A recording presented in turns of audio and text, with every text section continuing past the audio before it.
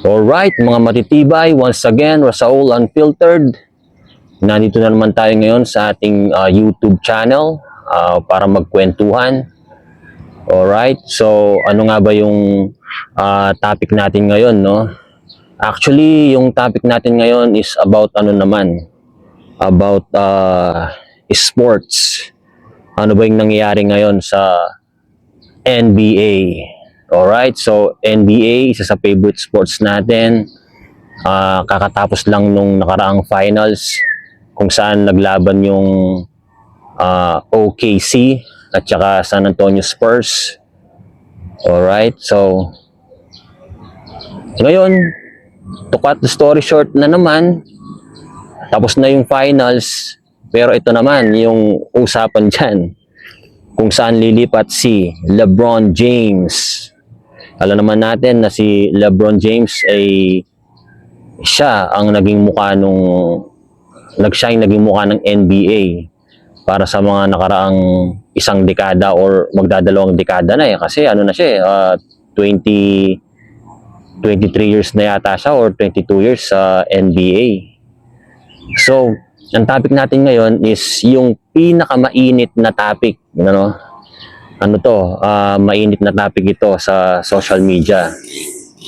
Actually, hindi ko naman dapat ito itatopic kasi kumbaga maraming alam nyo yun yung usapan pag ito yung topic na who's your GOAT. Alright? So, dalawa yung tatalakayin natin ngayon. Who's your GOAT at saka kung saan lilipat si LeBron James. So, yun na nga. Who's your GOAT?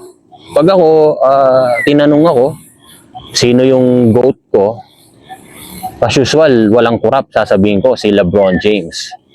Pero bago ko pinili yon na siya yung GOAT ko, marami akong basehan doon. Unang-una dyan,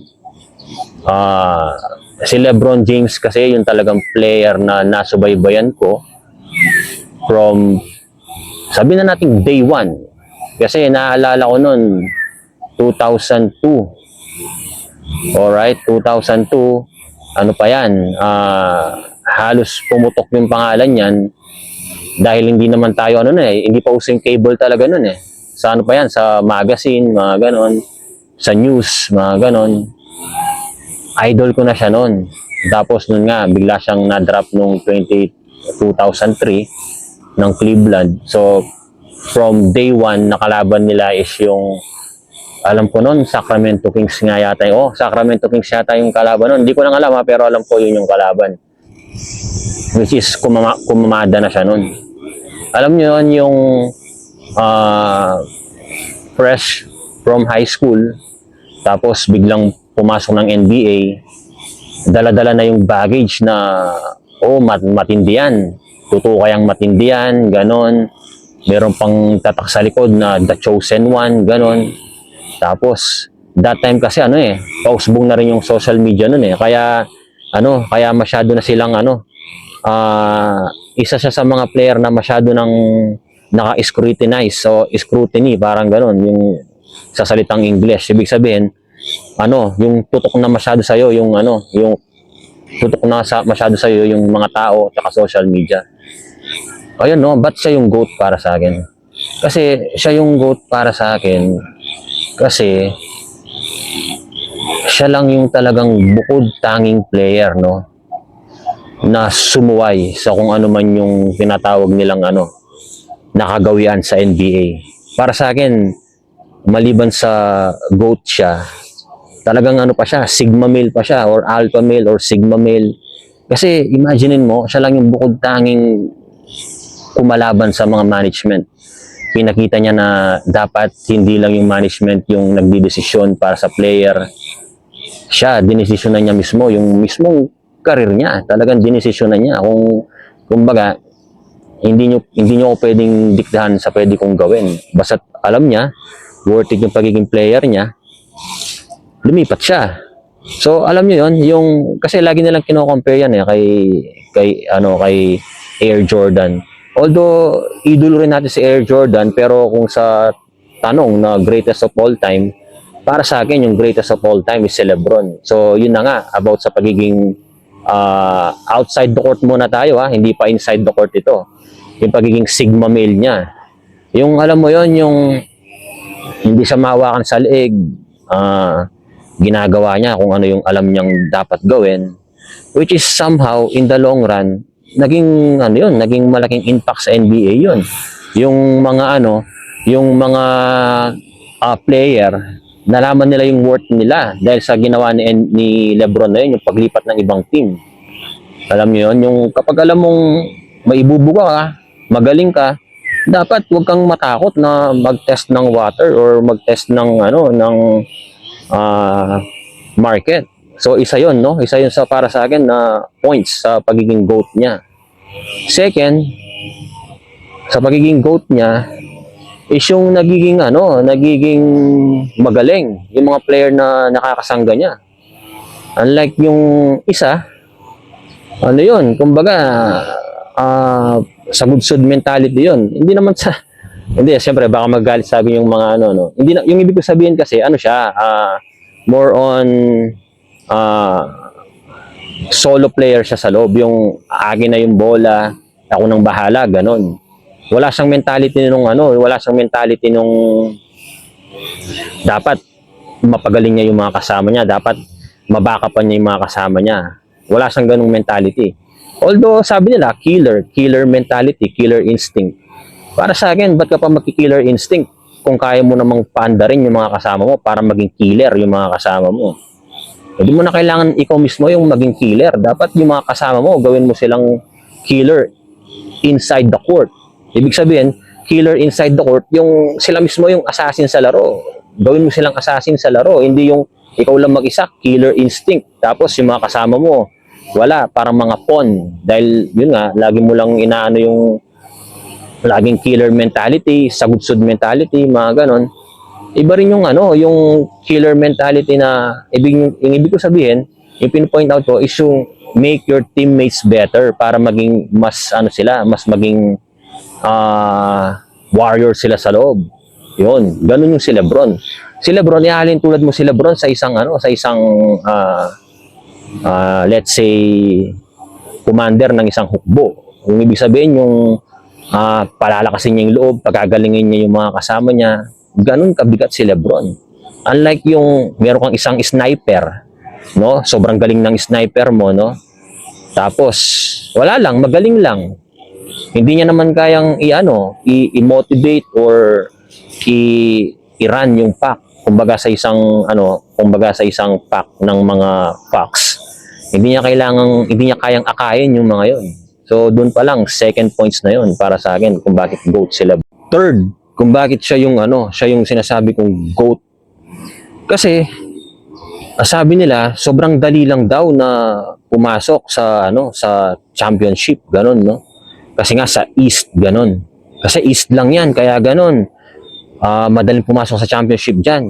Kaya sunod-sunod na 8 straight finals. Pero imaginein mo ngayon sa East, wala.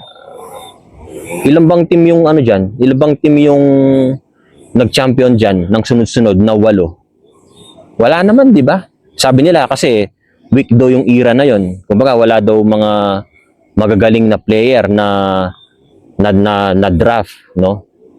Imaginein mo, 8 years walang magaling na player na draft. Imposible naman yata 'yon, 'di ba? Ibig sabihin may dekalibring mga player doon na talagang binangga niya. Yun yung fact doon. So yun, third na yun kung bakit siya yung GOAT para sa akin, no? Pang-apat ngayon, ito naman. Yung 4 teams, no? Na 3 different teams na napa-champion niya. Imagine. Ibig sabihin, kung gusto mo ng championship, snap of a finger, dalhin mo sila LeBron sa team mo para mag-champion kayo, which is backup yan ng mga files and data. Nag-champion siya sa Miami Heat, bumalik sa Cleveland, champion, tapos pumunta ng Lakers, champion. So, 3 different teams, champion. So, yun? Anong ibubuga ng 6'4", 6. Wala. Kumbaga, i-analyze nyo, no, mga matitibay, no? I-analyze nyo. Anong mas mabigat doon? 8 straight finals, nasabi nila, sa East daw, sobrang dali lang pumasok. 8 taon or 9 na taon, nakapasok siya ng championship, pero feeling natin noon, siya na lang yung player, no? Kasi kada taon, siya yung nakikita natin, Feeling natin, ang dali. Naging madali lang yung itsura dahil siya yung laging pumapasok. So, ayan na naman, move forward tayo. So, yun na nga, no? Bakit siya yung GOAT? So, 3 NBA finals in 3 different teams. Sobrang bigat nun. Ibig sabihin, tatlong team. Ibig sabihin nun, ganito yung ibig sabihin nun, Kahit saan ka i-inject, kahit saan parte ka ng katawan i-inject, magdadala ka ng sakit ng muscle, mga gano'n. Alam niyo yun? Paano ko ba i-explain kung gaano kabigat yung 3 different teams tapos champion ka? Ibig sabihin, ito, no, ano nyo na lang, sa ligang barangay, no? Kahit naman siguro ikaw magbibilib ka, meron kang kasangga na dinala mo ng, sa mababang uri na liga, yung sa mga ligang barangay lang, dinala mo sa barangay Prok 1, Prok 5, Prok 3, napag-champion niya lahat yun, hindi ka ba magbibilib nun? Yun na lang sa abot ng ating, yung doon na lang tayo magbase, yung talagang nafe-feel natin kung paano tayo magbibilib sa isang player.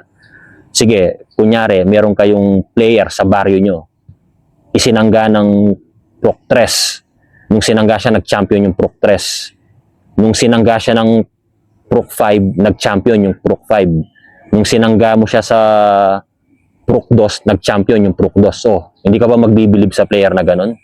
Yun yung isipin nyo, mga matitibay.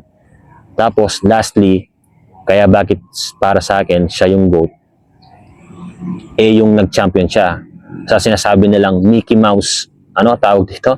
Mickey Mouse ring or Mickey Mouse trophy. Alam niyo yun? Para sa akin, yung pandemic champion, isa sa pinaka mabigat na champion yun. Kumbaga, dinidiscredit lang natin kasi syempre, social media, protection sa GOAT nila, no? Ako, wala naman ako against kay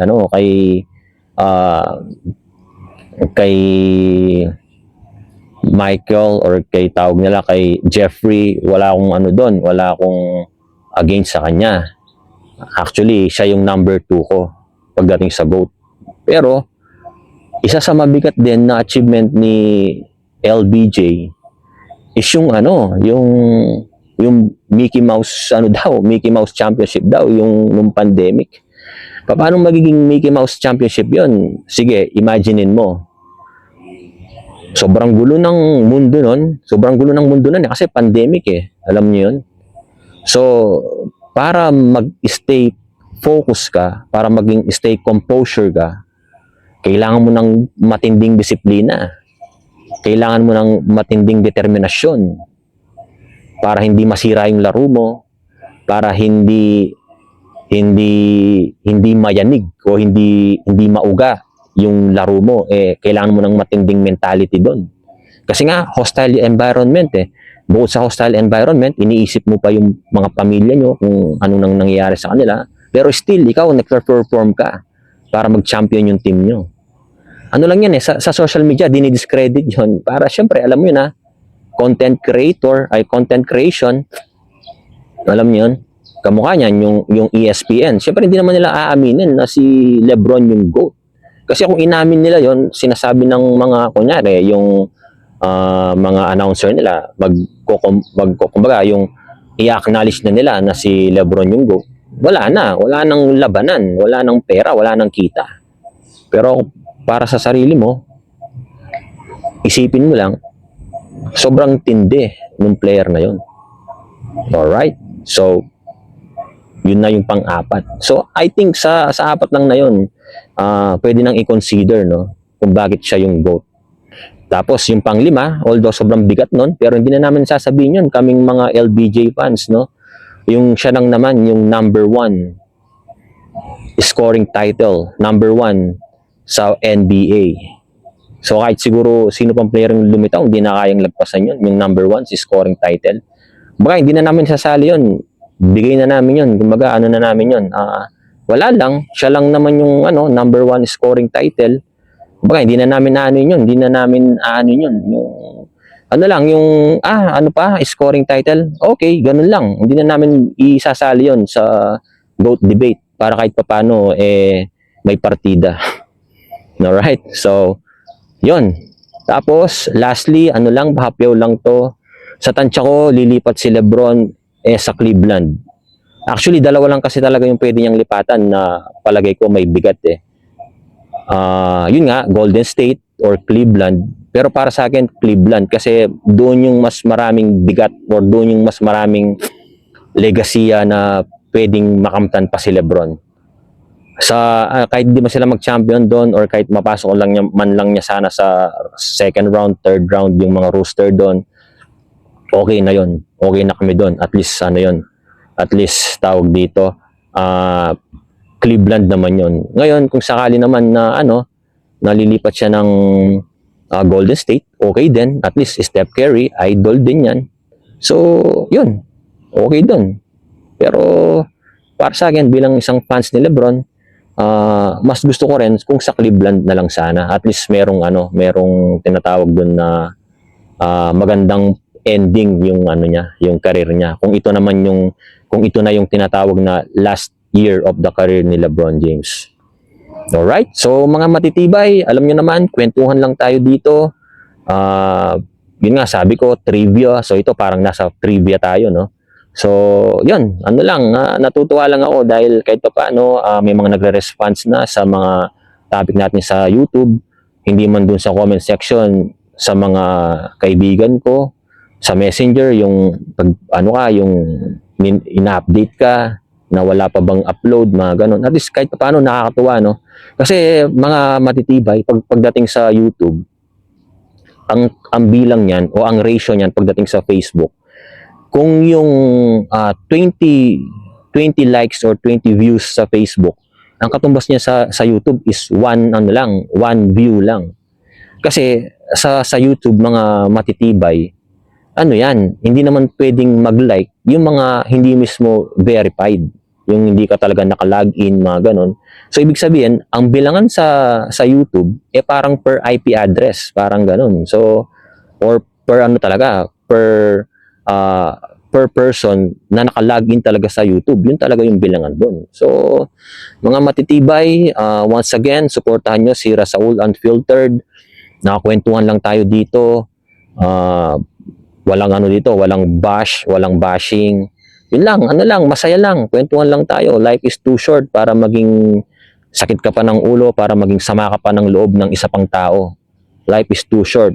Alam niyo yun? Be friendly, be humble, be God-fearing. Yun, ganun lang. So at least hindi mo pa na-achieve yung success mo ngayon. At least man lang, day by day, inilalaban mo. At least yun, panalo ka na dun. Alright? Once again, matitibay, Rasaul Unfiltered, yeah!